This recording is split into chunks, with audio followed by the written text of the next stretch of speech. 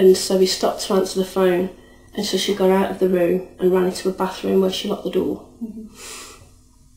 I actually rang her at that point to tell her she was like home. A mother would, worried about the daughter. And she was screaming, so I don't know where I am, help me.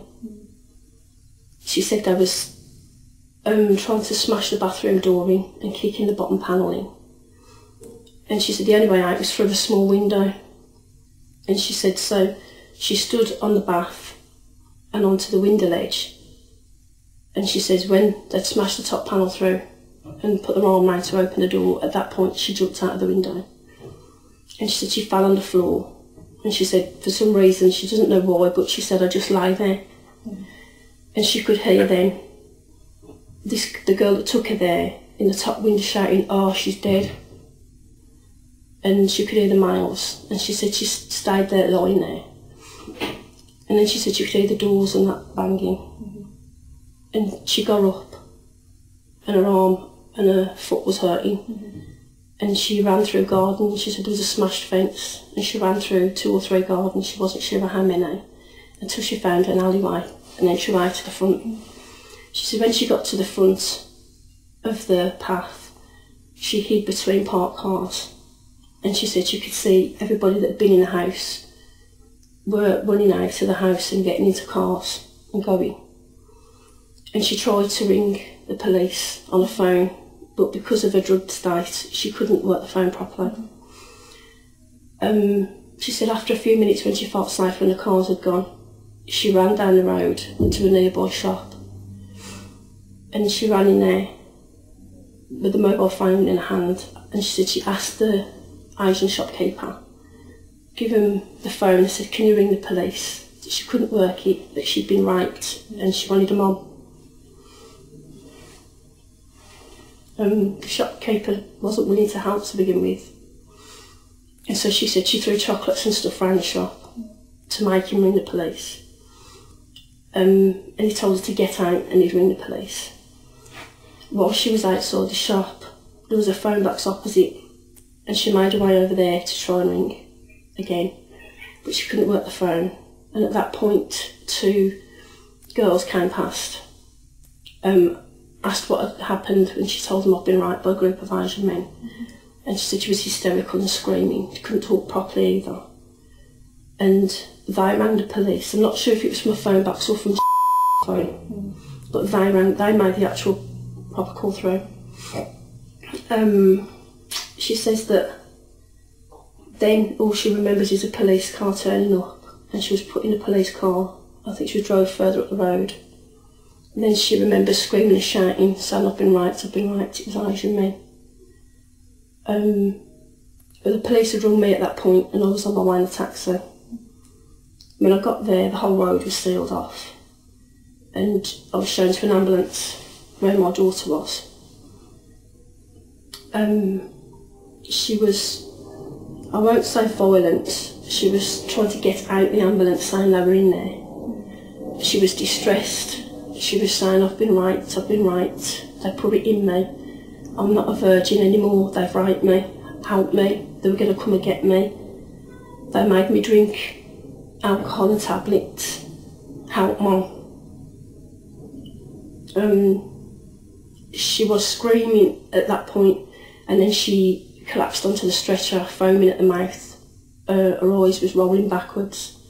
She'd hold her breath, and then she'd scream out, ear-piercing screams.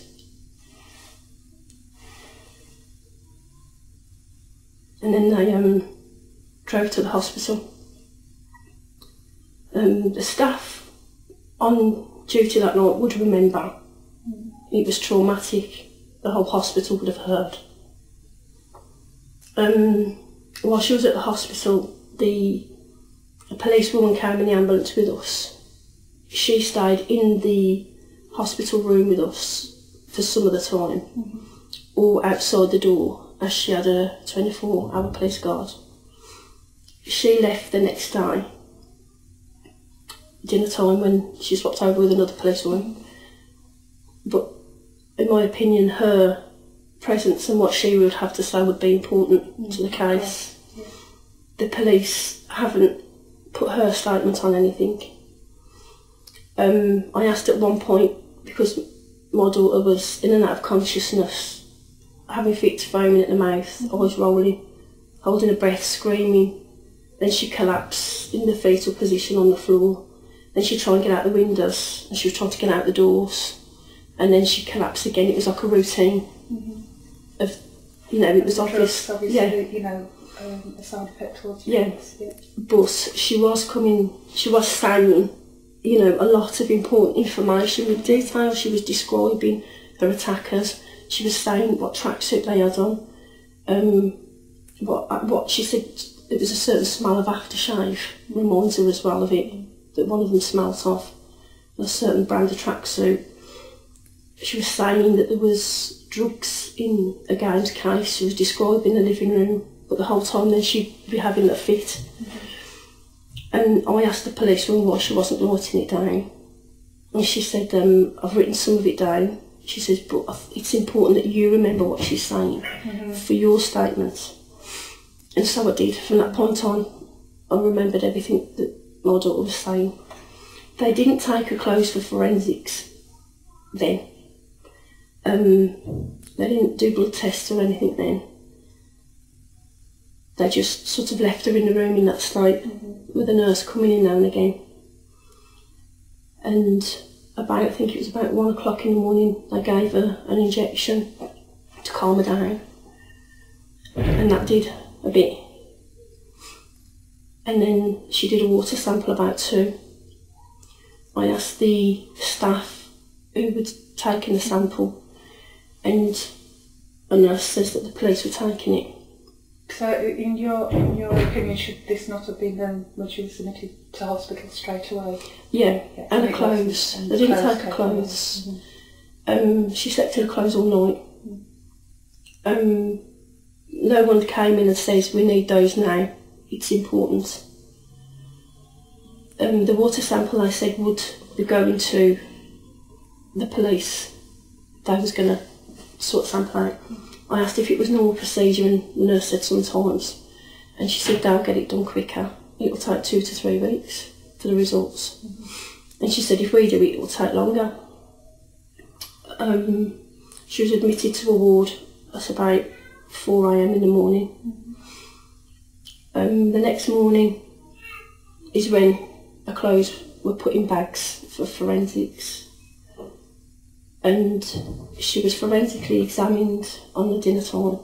This was the day after the attack, by an Asian male doctor, which I thought was insensitive, and a female paediatrician.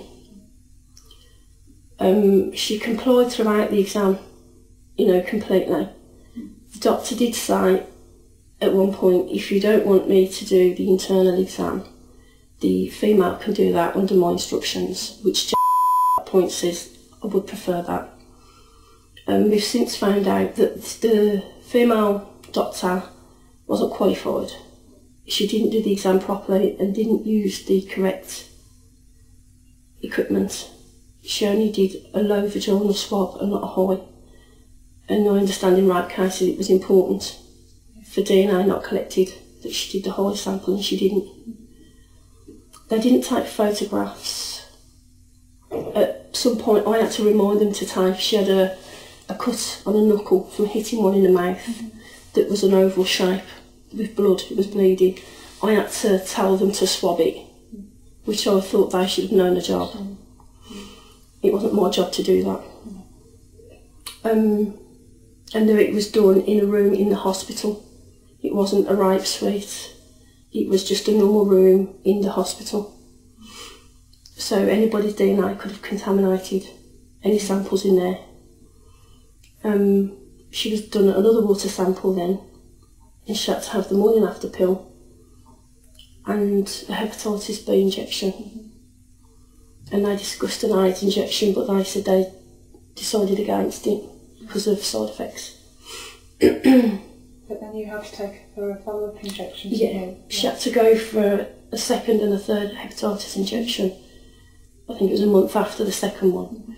And the nurse wanted to charge us for the injection, even though she'd been raped.